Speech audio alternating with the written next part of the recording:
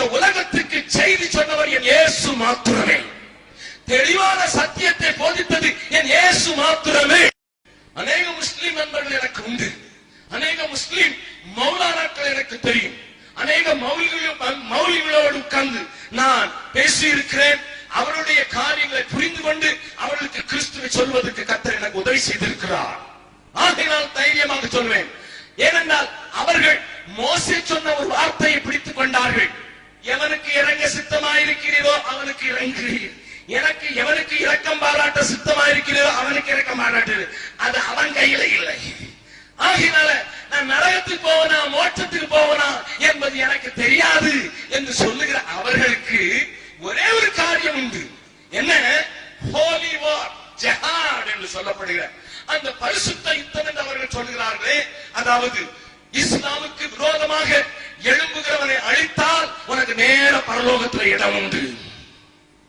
ஆகையினால் தான் இஸ்லாமுக்கு எதிராக இருக்கிறது அமெரிக்க ஏகாதிபத்தியம் என்று சொல்லி 110 அடுக்கு மாடியை கொண்ட அந்த WTC-ஐ பின் லேடனுடைய ஆட்கள் அடித்து தரைமட்டமாக்கினார்கள். இன்றைக்கும் ஒரு மனிதன் இஸ்லாமிலிருந்து வேறு மதத்திற்கு வேறு மார்க்கத்துக்கு தன்னை விட்டுக் கொடுப்பான் என்றால் அவனை கொன்றுவிட வேண்டும் என்று துடிப்பதற்கு காரணம், அப்படி துடித்தால் அவனுக்கு பரலோகத்தில் இடம் உண்டு என்று அவர்கள் நம்புகிறார்கள். அதர்வைஸ் இல்லை என்றால் அங்கே நரகத்தை குறித்தோ மோட்சத்தை குறித்து தீர்மானிப்பது அவர்கள் கையில் இல்லை என்று எழுதப்பட்டிருக்கிறது.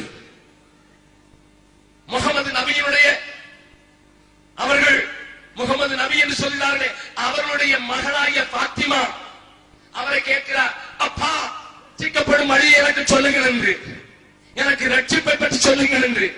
அவர் என்ன பதில் சொன்னார் என்று அவர்கள் புஸ்தகத்தில் இருந்து சொல்கிறேன். எனக்கே தெரியாது மகளே, நானே ரட்சிக்கப்படுவா இல்லையா என்கிறது அல்லாஹ் கையில இருக்கிறது, உனக்கு நான் என்ன செய்வது என்று சொல்லி இருக்கிறார். கவனியுங்கள். ஏன் நான் இதை ஆணித்தரமாக சொல்லுகிறேன் என்றால், கிறிஸ்துவின் வேதத்தை அறிந்து கிறிஸ்து இயேசுவை அறிந்திருக்கிற உனக்கும் எனக்கும் நரகத்தை